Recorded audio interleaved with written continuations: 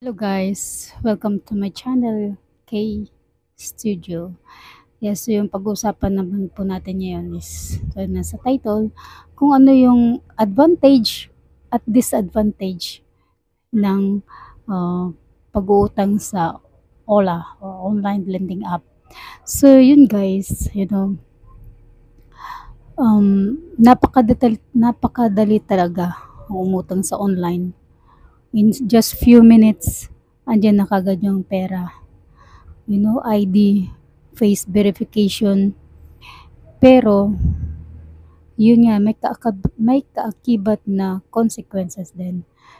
Um, Advantage siya, madali siyang mautangan, yun ang instant nandyan kagad yung pera. Ang disadvantage lang, kung ganun kabilis ang pag-disburse nila ng loan natin, ganun din kabilis. Minu-minuto, hindi ka tatantanan talaga kung oras na ng before ng payment. Kahit hindi mo pa due, talagang tatadtaran ka na ng text dyan.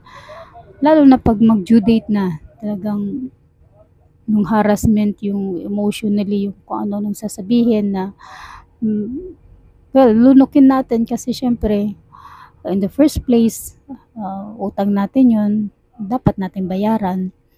Pero syempre, may pagkakataon na hindi natin napapaghandaan o di kaya may emergency o di kaya yung parang yung paghiram natin is sabi na bahala na, magagawan din ito ng paraan. Pero syempre pag wala kang tiyak na pera na darating sa before ng araw na yun, talagang mahirap talaga. Kaya yun ang disadvantage ng sa online tayo hihiram. Tulad ng nabanggit ko doon, no, sa una kong video, na hanggat maaari is wag na lang sa OLA. Hanggat maaari iwasan po natin yung online lending app kasi talagang yung emotionally natin is apektado. Laki nga ng ipinayat ko uh, hanggang ngayon, di ba? Nagka-cover up pa rin yung mga dapat bayaran. So, ang akin lang, sana makapulot kayo ng lesson din na hanggat maaari, maiwasan ng online lending app.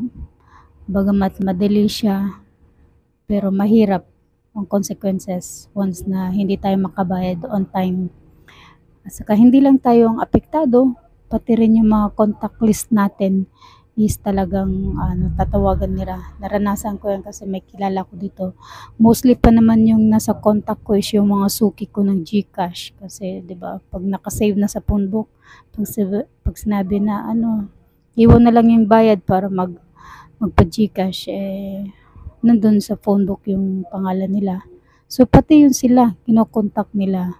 So nakakahiya 'di ba na pati sila is may istorbo dahil sa atin. Kaya yun ang disadvantage, mga lodi, kung utang tayo sa mga loading app. So, nasa inyo pa rin kung papagpatuloy nyo. Pero ngayon pa lang is, kumbaga, nag-share na ako ng posibilidad na mangyari. So, kung para maiwasan natin yun, wag na lang. At saka, kung sabay sa panahon kasi ngayon sa aking part din sa karanasan ko, siyempre lahat tayo, mga kaibigan natin, mga kapatid natin, is may kanya-kanya tayong mga obligasyon, may kanya-kanya tayong budget, diba? Kumbaga yung kinikita sapat lang para sa pamilya, para sa sarili. Kaya wala talaga silang maipapahiram sa atin. Naranasan ko yan, ang hirap. Pero kahit may magpahiram sa'yo, siguro hanggang hindi ganun kalaki, siguro ba, bigyan ka lang ng 500 pesos o 1,000, so kulang pa dun sa kailangan mo. Kaya ang nangyayari, doon tayo sa lending app kumakapit. Pero napakaliking pagkakamali pala kung doon tayo aasa.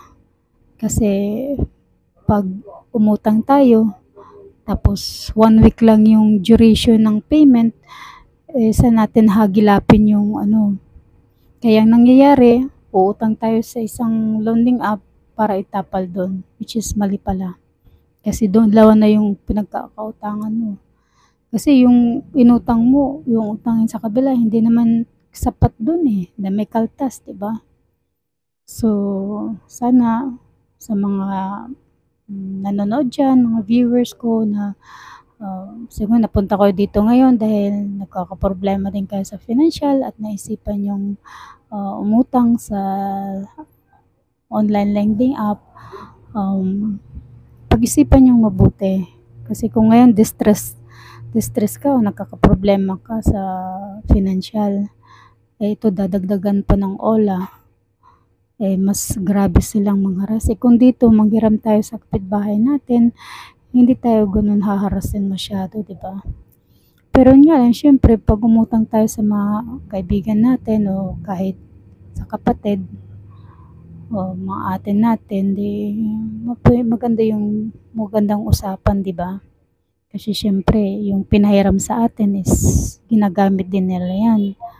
Kahit pa sabihin natin na may trabaho sila, naka-budget na yun para sa kanila. So, mahirap. So, yun nga, yung minsan nababasa ko sa mga sa mga Facebook, yung mga financial advisor dyan, yung mga advice nila, gawan na lang natin ng paraan na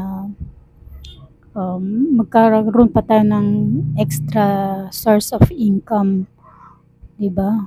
Kasi kung ngayon kumikita lang tayo ng ganito, tapos malaki yung budget para sa mga bills, talagang hindi talaga kaya, hindi talaga sapat. Kaya ang nangyayari, uutang tayo, 'di ba? So yun nga lang, may advantage. Yung advantage, madali siyang malapitan. In just few minutes, andyan na kagad yung pera sa GCash o sa Maya natin. Ang disadvantage lang, mga lodi, talagang yung harassment, yung emotional distress na ibibigay nito sa atin, masigit pa yung emotional na mararamdaman natin pag hindi tayo nakabayad on time. Talagang hindi tayo tantanan. Siyempre, utang natin yun, 'di ba? Kumbaga, nung hiniram natin yon, nandyan na yan, sige na lang, bahala na kung malaki ang kaltas. 'Di ba minsan gano'n ang iniisip natin, bahala na, gagawa na lang ng paraan 'to. Pero hindi pala dapat gano'n, mas lalo tayong lulubog. So, share naman kayo mga lodi, kayo na viewers, kung ano yung mga experience nyo sa online lending app, anong pwede nyong ma-share sa akin, at paano natin ma-overcome ito, no? At syempre, wag natin kakalimutang mag-pray sa Diyos sa taas. Gabayan niya tayo, bigyan niya tayo ng malinaw na pag-iisip, makapag-desisyon ng tama, at saka bigyan tayo ng lakas para magpatuloy na yung, 'di ba, maghanap buhay. Kung nagtitinda tayo o may trabaho tayo, magkaroon tayo ng extra dyan na pagkakitaan, then 'di ba, malalampasan din natin 'yan. Kaya yun mga lodi, kung tulad ng title natin, mga advantage at disadvantage, so kayo na ang magbalanse kung 'di ba, pero yung sa akin is based sa experience ko, talagang mahirap. Kung hangga't maaari sana, kung pwede lang delete na lang lahat ng mga OLA na yan pagkatapos. Parang allergy ng buksan pa, 'di ba? Baka ma-tempt lang ulit na So, gano'n, sana nakapulot kayo ng aral sa shinare ko sa inyo, na maging maingat po tayo sa ating pagpipindot. Minsan kasi impulse din ng ating emotion na kailangan nga yun, walang magagawa, kailangan talaga pero yun nga lang consequences na mangyayari. So, ganun po. So, ganun guys, hanggang dito na lang. See you on my next video. So, sana makatulong ito sa inyo. Bye!